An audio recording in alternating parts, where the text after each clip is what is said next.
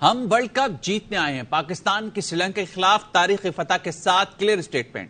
Mega event کی دوسرے match میں 345 رنز کا ہدف 4 وکٹوں پر حاصل کر لیا. عبداللہ شفیق اور محمد رضوان کی شاندار سینچریاں. 37 رنز پر 2 وکٹیں گرنے کے بعد دونوں نے جیت کی بنیاد رکھی. 176 رنز کی شراکت بنائی. پاکستان ورلڈ کپ کی تاریخ میں سب سے بڑا ہدف حاصل کرنے والی ٹیم بن گئی. پاکستان اپنا تیسرا میچ بھارت کے خلاف ہفتے کو کھیلے گا. یقین اور اپنے اوپر اعتماد کوئی محمد رضوان سے سیکھے. ہدف بڑا ہو، پچ مشکل ہو، حریف مضبوط پر رضوان گھبراتے نہیں. مسل پل ہوا، کمر میں جھٹکا آیا پر رضوان ڈٹے رہے اور پاکستان کی نیا پار لگائی. مسل پل ہونے پر بولے کبھی اصل تھا کبھی ایکٹنگ. عبداللہ شفیق ورلڈ کپ کے ڈیبیو میچ میں پاکستانیوں کے ہیرو بن گئے. T20 اور فرسٹ کلاس ڈیبیو پر سینچری بنانے والے عبداللہ نے ورلڈ کپ کے اپنے پہلے میچ میں 97 بالوں پر سینچری داغ دی. خبر آپ کو دیں گے لندن سے. لندن کے لوٹن ایئرپورٹ پر آتش زد کی تمام پروازیں معطل. آگ کار پارک میں لگی ہے. ایمرجنسی سروس موقع پر موجود ہے. فرید قریشی سے مزید جانیں گے. فرید بتائیے گا کیا صورتحال ہے اس وقت وہاں پہ؟ جی بالکل، ایئرپورٹ انتظامیہ نے شہریوں کو ایئرپورٹ کی طرف سفر نہ کرنے کی ہدایت کی ہے اور ابھی بھی 10 فائر انجن جو ہیں وہ آگ بجھانے کی کوشش میں مصروف ہیں. یہ آگ کار پارک کے اندر لگی ہے جس کی وجہ سے متعدد گاڑیاں جو ہیں وہ جلی ہیں اور ایمبولینس سروس کے مطابق ابھی تک کسی کے زخمی یا ہلاک ہونے کی اطلاع نہیں آئی، لیکن اس ایریے کو کورڈن آف کر دیا گیا ہے اور ایئرپورٹ انتظامیہ نے پروازیں جو تھی ایئرپورٹ کی وہ تمام کی تمام معطل کر دی ہیں اور آگ پر قابو پانے کا عمل جو ہے وہ اس وقت بھی جاری ہے. بہت شکریہ فرید تفصیل آگاہ کرنے کے لیے. حماس نے اسرائیلی شہر اسقلان پر راکٹ برسا دیے. تل ابیب سمیت دیگر شہروں میں سائرن بج اٹھے. سرفروشوں نے 4 روز میں 5000 سے زائد راکٹ داغ کر آئرن ڈوم کی اینٹ سے اینٹ بجا دی. 134 فوجیوں سمیت ہلاک اسرائیلیوں کی تعداد 1000 سے تجاوز. بدہوا صہیونی فوج نے غزہ کے نہتے عوام پر فاسفورس بم برسا دیے. امریکہ اسرائیل کے ساتھ کھڑا ہے. یہودیوں اور جمہوریہ اسرائیل کی حفاظت کریں گے. امریکی صدر جو بائیڈن کی پریس کانفرنس بیان داغا اور چلتے بنے. کسی کا سوال کا جواب نہیں دیا. جو بائیڈن نے کہا کوئی موجودہ صورتحال کا فائدہ اٹھانے کا سوچے بھی نہیں. امریکی صدر نے حماس کے حملے کو دہشت گردی قرار دے دیا. اسرائیلی فوج کی وحشیانہ بمباری سے اب تک 150 سے زائد بچے شہید اور 200 سے زائد لاپتہ ہیں. رہائشی علاقوں میں جاری آپریشن میں اسرائیلی فوج بچوں کو بھی گرفتار کر رہی ہے. انہوں نے مجھ سے کہا پریشان نہ ہو، ہم مسلمان ہیں. یہ سن کر میری پریشانی کم ہو گئی. اسرائیلی خاتون نے حماس کے جنگجوؤں کے اچھے رویے کی گواہی دے دی. خاتون نے بتایا مسلح لڑا کے 2 گھنٹے گھر میں رہے. مجھے اور میرے 2 بچوں کو کوئی نقصان نہیں پہنچایا. گھر میں رکھے فروٹ کھائے. جنگجوؤں نے پوچھا ایک کیلا کھا لوں؟ میں نے کہا ہاں کھا لو. اب ہوگا آر یا پار. حماس لمبی جنگ کے لیے تیار. ترجمان ابو عبیدہ نے اسرائیل کو 2 ٹوک پیغام دیتے ہوئے کہا ہے کہ ہم نتنیاہو پر جہنم کے دروازے کھول دیں گے. شہری آبادی پر حملے بند نہ کیے گئے تو یرغمالیوں کو نہیں بخشیں گے. ہمارے مجاہدوں کو جانور کہنے والے سن لیں، وہ شیر ہیں. حماس سیاسی اور بیورو کے سربراہ اسماعیل ہنیہ نے یرغمالیوں کی رہائی کے معاملے پر فل سٹاپ لگا دیا. حماس کے حملے مسجد اقصی کی حفاظت کے لیے ہیں. مسلم ممالک اسرائیل کے حمایتی ملکوں پر دباؤ ڈالیں. غزہ میں لاکھوں زندگیاں خطرے میں ہیں. دنیا کی خاموشی اسرائیل کو اور طاقتور بنا رہی ہے. پاکستان میں فلسطین کے ڈپٹی ہیڈ آف مشن نے وجہ بتا دی. پروگرام خبر مہر بخاری کے ساتھ میں گفتگو. One resolution with the first time speak about 2 states on the historical land of Palestine. 56% for the Israel, 43% for Palestinian, 1% going to be international area. Jerusalem, East and West Jerusalem with Bethlehem. Obey 194 resolution was giving the right of return for the Palestinian refugees with their lose their. Israel is having in mind a plan in Aqsa Masjid by changing it from Masjid for Muslim Ummah and rebuild what they mentioned, the Temple of Sulaiman, and change this holy place. This Qibla is not only for Palestinians. To defend Aqsa Masjid, it is the responsibility of Muslim Ummah like it is the responsibility of the Palestinians. امریکی قومی سلامتی کے مشیر Jack Sullivan نے کہا ہے کہ امریکی بیڑا حماس کے خلاف نہیں اسرائیل کی حفاظت کے لیے بھیجا گیا ہے.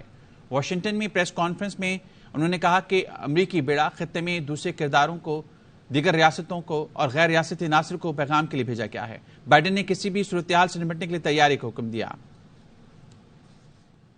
عالمی عدالت انصاف کے سابق وکیل جیفری نائس نے کہا ہے کہ امریکہ ہمیشہ اسرائیل کو ظلم کے باوجود عالمی عدالت انصاف سے بچاتا ہے. امریکہ اور اسرائیل کا یہ دعویٰ ہے کہ عالمی قوانین کا احترام کرتے ہیں قابل اعتبار نہیں. فلسطین میں اسرائیلی کارروائی عالمی عدالت انصاف میں آنی چاہیے. اسرائیل اقوام متحدہ کی قراردادوں پر عمل نہیں کرتا. امریکہ بھی خاموش ہے. ریٹائر سے دونوں ممالک عالمی قوانین کا احترام کرنے کا دعویٰ بھی کرتے ہیں. اب بھی اگر سلامتی کونسل نے عالمی عدالت سے رابطہ کیا تو امریکہ اسرائیل کو بچا لے گا. انہوں نے کہا کہ حماس کا حملہ غلط تھا لیکن اسرائیل کی بمباری بھی درست نہیں. اسرائیل کی غزہ میں سویلین پر بمباری عالمی قوانین کی خلاف ورزی ہے. اسرائیل کا غزہ کا مکمل محاصرہ خوراک اور پانی کی بندش جنگی جرم کا ارتکاب ہے. فلسطینیوں کی امداد کے لیے متحدہ عرب امارات میدان میں آ گیا. UAE کے صدر محمد بن زید نے فلسطینیوں کی مدد کے لیے $20 ملین بھیجنے کا اعلان کر دیا. امدادی رقم فلسطینی مہاجرین کے لیے کام کرنے والی اقوام متحدہ کی ریلیف اینڈ ورکس ایجنسی کے ذریعے بھیجی جائے گی. UAE صدر کا کہنا ہے بحران کا شکار کمزور آبادیوں کی مدد اور فوری ریلیف متحدہ عرب امارات کی پالیسی ہے. جرمنی نے فلسطینیوں کی امداد بند کرنا غلطی قرار دے دی. جرمن وزیر خارجہ کہتی ہیں فلسطینی علاقوں کے لیے انسانی امداد بند کرنا غلط عمل ہوگا. فلسطین کے انسانی بنیاد پر امداد روکنے کے تنازع پر یورپی یونین کے وزیر خارجہ اجلاس سے پہلے جرمن وزیر خارجہ نے کہا لاکھوں فلسطینی خوراک پانی اور ادویات کے لیے یورپی یونین کی امداد پر انحصار کرتے ہیں. ان فلسطینیوں میں بچوں کی بہت بڑی تعداد ہے. گزشتہ روز یورپی یونین نے فلسطینیوں کی انسانی امداد روکنے کا اعلان کیا. تاہم اسپین، پرتگال، لیکسمبرگ اور آئرلینڈ کی مخالفت پر یورپی یونین پابندی پر عمل درآمد نہ کر سکا.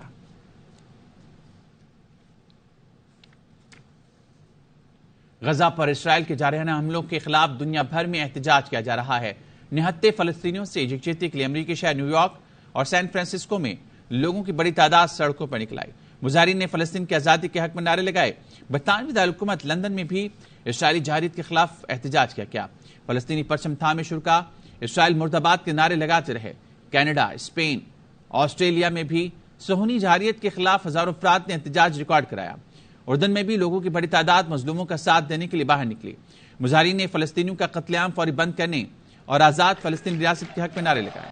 اور اب بات کریں گے practice and procedure act case میں چیف جسٹس اور جسٹس منیب اختر میں تلخ جملوں کا تبادلہ. جسٹس منیب نے کہا مجھے بار بار ٹوکا جا رہا ہے، یہ مناسب نہیں. چیف جسٹس نے کہا آپ سوال ضرور پوچھیں لیکن دلائل مکمل ہونے دیں. جسٹس منیب نے جواب دیا میں بھی اس عدالت کا جج ہوں، سوال پوچھنا حق ہے. چیف جسٹس نے کہا آپ نے پہلے ہی ذہن بنا لیا تو فیصلے میں لکھ لیجیے گا.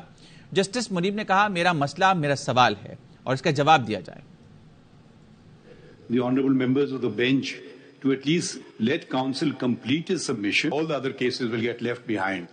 Please complete your chain of thought, and if you keep responding, I don't know what your contention is, I will never understand. If I'm interrupted all the time, I'm sorry to say, sir, that is not proper. I am asking counsel a question, which is my right to ask the counsel. If he wants to answer after he concludes his submissions, with the greatest of respect. Doesn't want to, that's his issue. That's not my issue. You understood the question. Supreme court practice and procedure case میں justice اعجاز الحسن نے سوال کیا ایک supreme court کے اندرونی امور میں مداخلت ہے یا نہیں. ایم کیو ایم کے وکیل فیصل صدیقی نے جواب دیا یہ نگرانی کا اختیار ہے. Amendments ہیں, do they or do they not interfere in the internal working of the... It's a supervisory power. It's a checking power. Doesn't supervision have an element of control? Any supervision will have the element of control, but regulate does not mean that you destroy the power. کبھی کوئی team ایسی دیکھی ہے جس کے 3 کپتان اور وہ جیتی ہو؟ دیکھیے ایسے صدیقی صاحب اسپورٹس سے میرا بھی تعلق ہے، کپتان اور وائس کپتان ضرور ہوتے ہیں. کپتان صاحب کیپٹن ایک ہی اچھا لگتا ہے. جسٹس منصور الشاہ کو وکیل فیصل صدیقی کا مخصوص انداز بھا گیا. دوران سماعت کہا آپ کی فزیکل موومنٹ انجوائے کر رہا ہوں. فیصل صدیقی بولے یہ واحد ورزش ہے جو میں کر سکتا ہوں.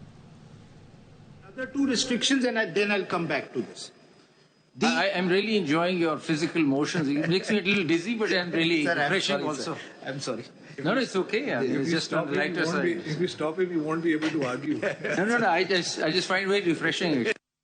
Sub-article 2 is the only exercise I get, sir. پاک فورسز کے خیبر پختونخوا میں 2 مختلف آپریشن 2 دہشت گرد جہنم واصل کر دیے. ISPR نے بتایا دیا خان کے علاقے کولاچی میں انٹیلیجنس بیس آپریشن کیا گیا. فائرنگ کے تبادلے میں دہشت گرد اکرام مارا گیا. دہشت گرد پولیس اسٹیشن اور چیک پوسٹ پر حملوں میں ملوث تھا. شمالی وزیرستان کے علاقے میران شاہ میں دہشت گردوں کے ٹھکانے کو نشانہ بنایا گیا. ایک دہشت گرد مارا گیا. ہلاک دہشت گردوں سے اسلحہ اور گولہ بارود بھی برآمد ہوا. نگراں وزیر اعظم انوار الحق کاکڑ کی زیر صدارت کوئٹہ میں بلوچستان ایپیکس کمیٹی کا اجلاس. Army chief general Asim Munir بھی شریک ہوئے. امن و امان کی صورتحال، نیشنل ایکشن پلان، سی پیک، غیر قانونی طور پر مقیم غیر ملکیوں کی وطن واپسی اور انسداد منشیات اور اسمگلنگ کے اقدامات پر بریفنگ دی گئی.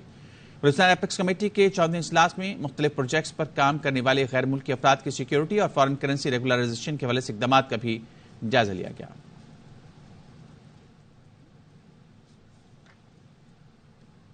نواز شریف نے واپسی کے لیے امید پاکستان طیارہ بک کرا لیا. دبئی سے چارٹرڈ طیارہ بک کرایا گیا جسے نون لیگ امید پاکستان جہاز کا نام دے رہی ہے. نون لیگ کے قائد کی دبئی سے لاہور آنے والی پرواز آدھا گھنٹہ اسلام آباد رکے گی، جس کے بعد وہ لاہور پہنچ کر مینار پاکستان پر جلسے سے خطاب کریں گے. شہباز شریف نے ایک بیان میں کہا، عوام 21 اکتوبر کو گھروں سے نکلیں اور معاشی ترقی کے معمار استقبال کریں. مایوسیوں کے بادل چھٹنا شروع ہونے والے ہیں.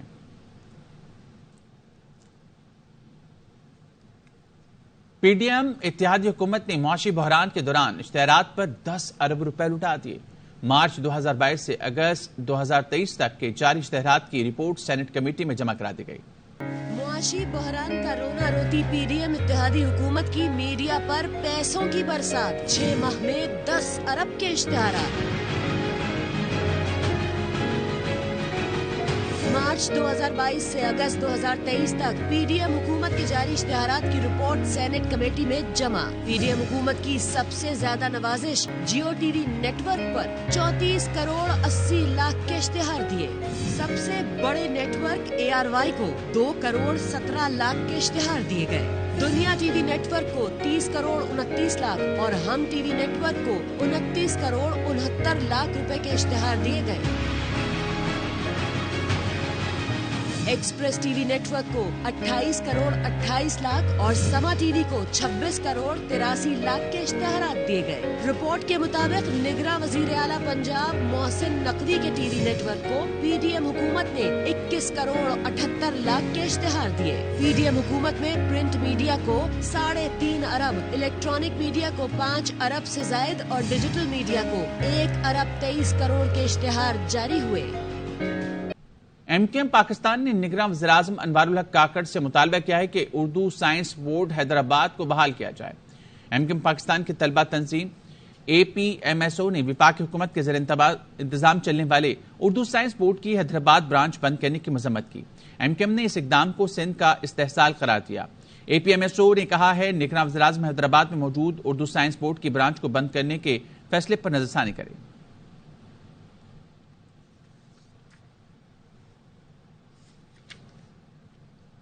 الیکشن کے لیے سیاسی جماعتوں اور امیدواروں کے ضابطہ اخلاق پر الیکشن کمیشن نے آج اجلاس طلب کر لیا. اجلاس میں سیاسی جماعتوں کے نمائندے مجوزہ ضابطہ اخلاق پر تجاویز دیں گے. مشاورت کے بعد ای سی پی حتمی فیصلہ کرے گا. اجلاس الیکشن ایکٹ 2017 کے سیکشن 233 کے تحت مشاورت کے بلایا گیا ہے.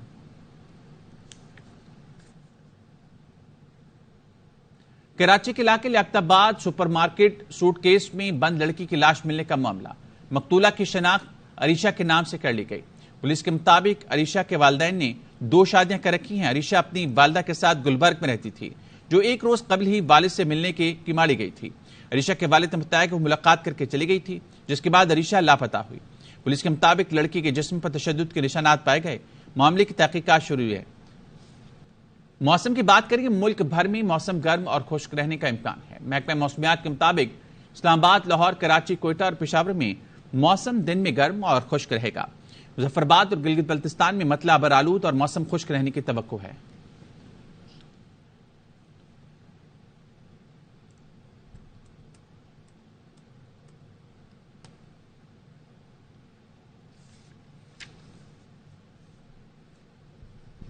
لاہور کے شہری رات کو بھی سکون سے محروم ہے. شہر بھر میں لوڈ شیڈنگ کا سلسلہ جاری ہے اور مختلف علاقوں میں کئی گھنٹے غیر اعلانی لوڈ شیڈنگ کی جا رہی ہے. کن علاقوں میں لوڈ شیڈنگ کی جاری بتا رہے ہیں خواجہ رمضان مجید. جی بالکل، شہر لاہور میں غیر اعلانیہ لوڈ شیڈنگ کا سلسلہ تاحال جاری ہے۔ لاہور کے مختلف مقامات پر کئی علاقوں میں کئی گھنٹے سے لوڈ شیڈنگ کا سلسلہ جاری ہے۔ شہریوں کا کہنا ہے کہ لیسکو حکام اور لیسکو کے دفتر میں متعدد بار کالز کی ہیں، لیکن ان کی جانب سے کسی بھی قسم کے عملے نے آ کر یہاں پر بجلی کی فراہمی کو یقینی نہیں بنایا۔ تاہم اس غیر اعلانیہ اور کئی گھنٹے کی لوڈ شیڈنگ سے شہری جو ہے وہ تنگ آ چکے ہیں اور ان کا مطالبہ ہے حکومت سے کہ اس غیر اعلانیہ لوڈ شیڈنگ کو ختم کیا جائے۔ تاہم لاہور کے جو مختلف علاقے ہیں وہاں پر کئی گھنٹے غیر اعلانیہ لوڈ شیڈنگ کی جا رہی ہے اور اس وقت بھی شہر کے مختلف علاقے جو ہیں وہ اندھیرے میں ڈوب چکے ہیں۔ جی نگراں وزیراعظم انوار الحق کاکڑ کی زیر صدارت وفاقی کابینہ کا اجلاس آج طلب کر لیا گیا۔ وفاقی کابینہ کا اجلاس دن 11 بجے ہوگا۔ وفاقی کابینہ کے اجلاس میں ملک کی معاشی اور امن و امان کی صورتحال زیر غور آئے گی۔ اجلاس کو ملک میں خسارے کے شکار اداروں کی نجکاری سے متعلق پیش رفت اور روپے کی قدر میں اضافے کے بارے میں اقدامات پر بریف کیا جائے گا۔ اجلاس کو غیر قانونی مقیم غیر ملکیوں کے انخلاء سے متعلق پیش رفت پر بھی بریف کیا جائے گا۔ کابینہ SISF کے فیصلوں کے تحت بیرونی سرمایہ کاری میں پیش رفت کا بھی جائزہ لے گی۔ کابینہ کو معاشی بحران پر قابو پانے سے متعلق اقدامات پر بھی بریف کیا جائے گا۔